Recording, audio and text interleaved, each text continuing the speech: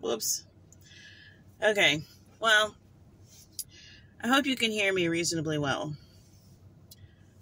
So, I'm kind of out on vacation right now, but I had to leave a video because I actually made one a few days ago, and it was complete trash. I'm just batting zero on these videos lately and having to redo a lot of it, and so I don't know. I think I just rambled, so I'm gonna try and fit in a little bit of what I was talking about in that video, but I really just wanted to leave one just now because I just thought of something that tickled me to death, and I was like, you know what? I want to make a video about that right now. So I was thinking about how, like how we're all the bride of Christ and whatnot, and like a lot of people, I mean, it gets a little confusing, even though we know that once we get to heaven, things aren't going to be like they are here. And, love is going to be different. There's not going to be any marriage. No one's going to be married or given in marriage, as Jesus said. They're going to be like the angels and whatnot. But, as a gendered person, who is here to go forth and multiply, it is a little bit strange to think about, how we're going to operate as the bride of Christ. And, you can get you can be very mature about it when you're reading your Bible. And obviously God, sees his people as his bride, and, a whole city, a whole, whatever can be considered the bride of, God. And you understand it's a metaphor or whatever, and you get what he's trying to say about it, as far as what that means covenantally, and, maybe even the level of intimacy we're talking, and the level of relationship. But it's just like, how is this gonna work? And I was thinking about and I thought about this for a while, because I'm like, you know what, guys, I don't know if you have a son, if you have any sons, and if you notice a difference between your son and your husband, but having a son has really made me realize, these people do not care about romance or sex, really. The only reason why they care about sex at all is because their body makes them. But if their body didn't make them, then they wouldn't. They don't care. They don't care about romance. They don't care about any of that stuff. They just, they see some value in it, I'm sure, but they don't care.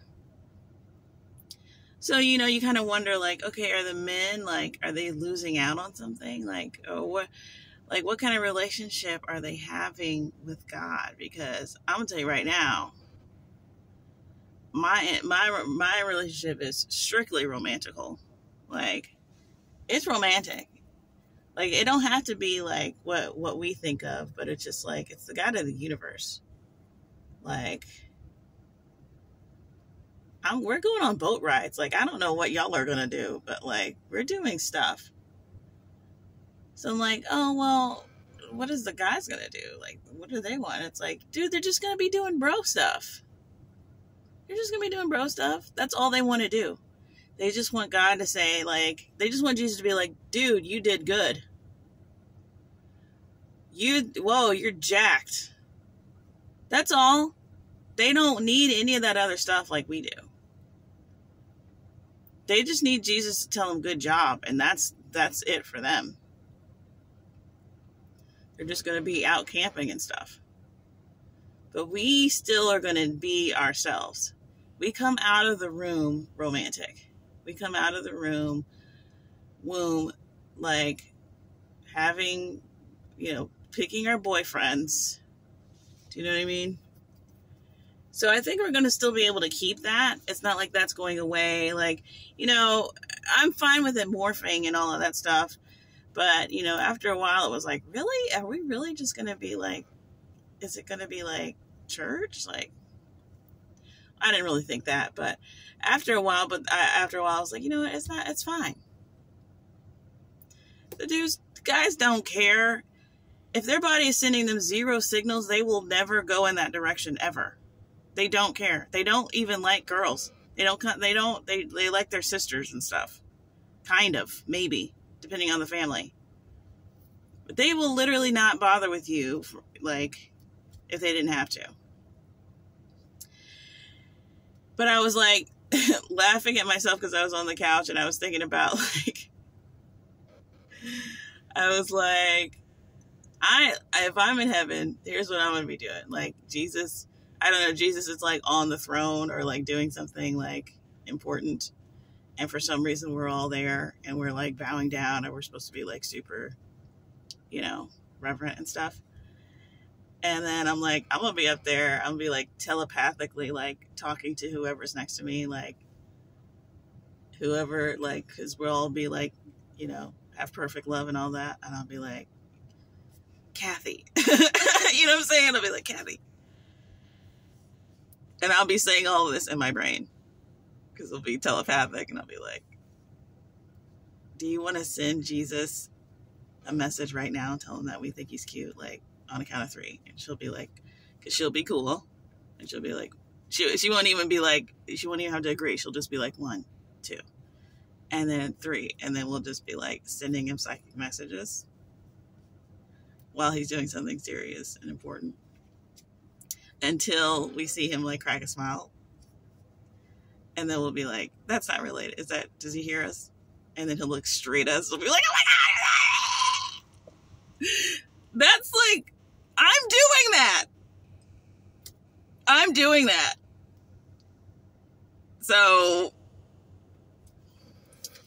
like, it's done. That's happening. Dudes aren't going to do that. Like, it really just makes me think of like, you know, boy bands and like all of these, the way that girls do this fandom, and men just do not do that. Even if they are fans of women singers or whatever, or men singers, whatever, they just don't do it. We are the ones that do that. And that's just how we are. And that's just like, that's a clear indication of something that God put in us. Like, but we're just wasting it on other humans because we don't know what else to do. It's like there's a human guy in front of us, like doing stuff that we, you know, admire or whatever. It's like, let's scream about it. Like, but like that is like clearly there for a reason and is probably never, like, I'm sorry, but I'm going to need that for 100,000 years. Like, that's not changing. That's not going anywhere. I don't want it to go anywhere. So yeah, I just had that silly thought and I was like, I gotta make a video about that. And not to just completely drag the conversation down, but there is one thing that I had mentioned in my previous video that, I don't know, it's the one thing that I'm like, you have to remake that video because you have to get like get this point across. But I was talking about hell for some reason. I don't remember where it started, but I had been watching a lot of hell testimonies, and I don't know, I got a good amount of hours under my belt by now. I wouldn't say I'm an expert, but you know, I'm kind of more of a researcher anyway. Like, that's kind of what I do in my spare time. I don't know if I'd probably do pretty good if somebody paid me to research. I'd never even thought of it at all. But it's just what I choose to do. I'm just like, that's what I do. I research stuff. So I think it's interesting, obviously, but, so, you know, having done research on this stuff, you come across some informations because you've got all of these individual testimonies, and they're all saying they all have their individual messages, and they don't necessarily glean from each other. So, I just kind of noticed this, there's a schism kind of like, or you think there is until you like listen to everyone's. But it's really common for people to say, that they saw these people suffering this in hell, for whatever their sin was, drugs, drunkenness, this and that, whatever. And they're in hell and they're doing some perpetual, eternal thing. I mean, that's a pretty common theme. So, it looks like the perpetuity of whatever it is that got you there is going to be part of your thing for some people, because it also looks like hell is about as vast as people say it is. I mean, you just go ahead and just by default consider hell as big as like planet Earth and heaven as big as planet Earth. Like, just go ahead and put that as your default so that you're not constantly having to widen it every time you listen to something. So there's a lot going on. So there are some people who are just in the standard flames situation, in a big party situation. Everyone's there. It's just a lot of yelling and screaming.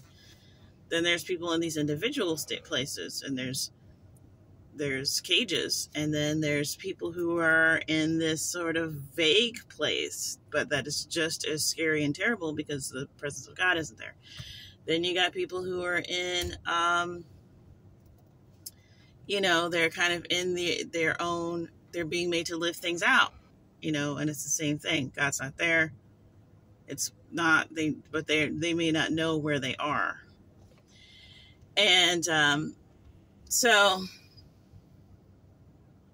the one that I recalled, because I heard this guy and he was saying something like he saw, every once in a while, I'll say like maybe 8% of them, you'll hear somebody saying, I saw women, wearing who wore pants, I saw a place in hell for them, and or something like that. I saw women who had piercings, or, all the people who had tattoos were in this one, or whatever. You hear something like that.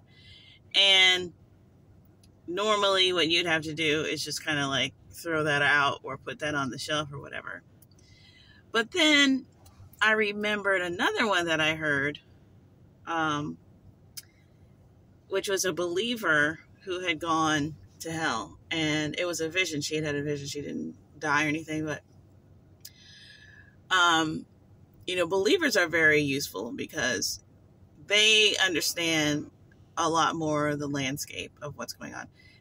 No one is confused as far as like where they are, in the sense of like, once they come to grips with it, they know it's hell, and they know who, which God is, there's no theological debates in hell, is what one person said very succinctly.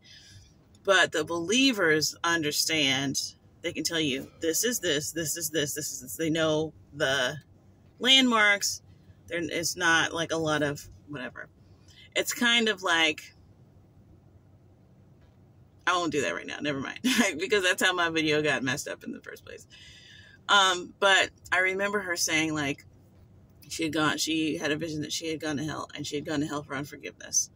And I've mentioned hers a couple times actually, but I just remember one specifically. She made a point of saying that when she was in hell, it was like she was a believer, and she had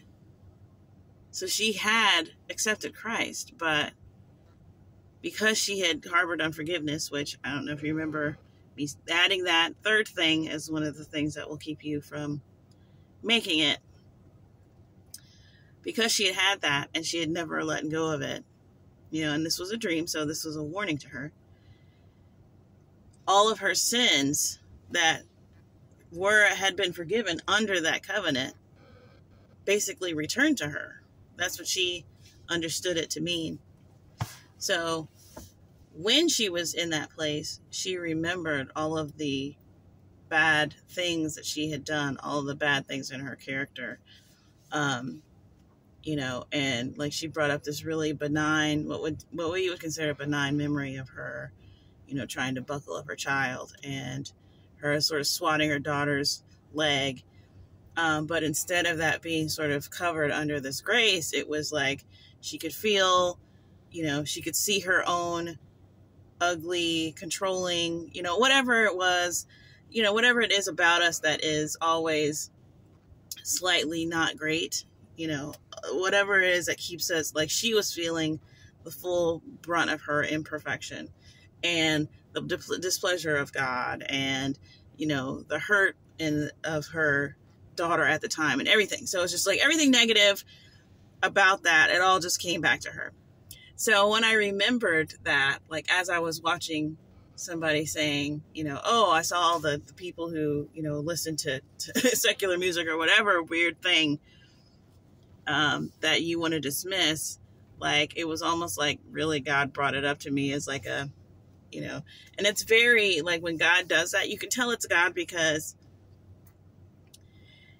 everything he does is so like, you think it seems like there's no structure to it or there's like a broad structure to it. And it's actually very, very, he's got it all under control. And it's very much like it's like if God was like the ultimate lawyer and you saw something and you were like, well, how is he able to do this and also do this at the same time? And like God brings you the legal precedent. It's like this case versus that one or whatever, you know what I'm saying? Or he brings you like that little bitty law that you forget about because it's a huge giant book that you can't retain unless you're constantly whatever. Hello, the big giant book that you can't all retain, but unless you're constantly refreshing yourself. And he brings you the little thing. So it was like I was watching that one and he made me remember her testimony. And it's like, okay, so it is possible to be in hell because you wore your short skirt or because you smoke cigarettes or whatever. It's not that those things sent you there. It's because you did not accept Christ. And so when you don't accept Christ, your sins have to go somewhere. So they go right back to you. So yeah, you stealing that marker from the place where your mom wasn't looking, you get to perpetually relive that or whatever. It's like you're there for eternity. Why not? Let's cover that. So it's like, it's not so much like, oh, he's sending people to hell for these tiny things. And of course the people don't know that's what they're just seeing what they're seeing and they're experiencing it. So it's like, listen, I'm going to tell you right now, if you spike punch, you're going to hell. You know what I'm saying? Like they have so much conviction about it and that's what they should. That's all they can do. But, there's a lot of things going on at one time. And if you care to understand it, I care to understand it. So God gives me, the answers or he has me research stuff or whatever. But otherwise you're just going to be confused and be like, well, this person's saying this and this person's saying that. But it's like, put them all together because they're all individual pieces of a puzzle. So, it's just like many, many witnesses. You got to piece together the whole thing from the witness testimony.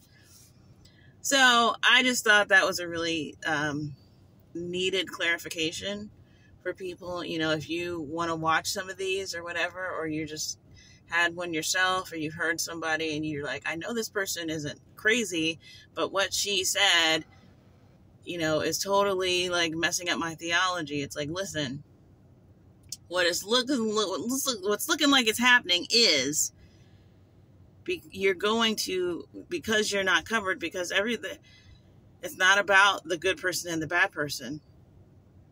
If the bad person, which as they should, the bad person that knows, listen, I got a ton of debt.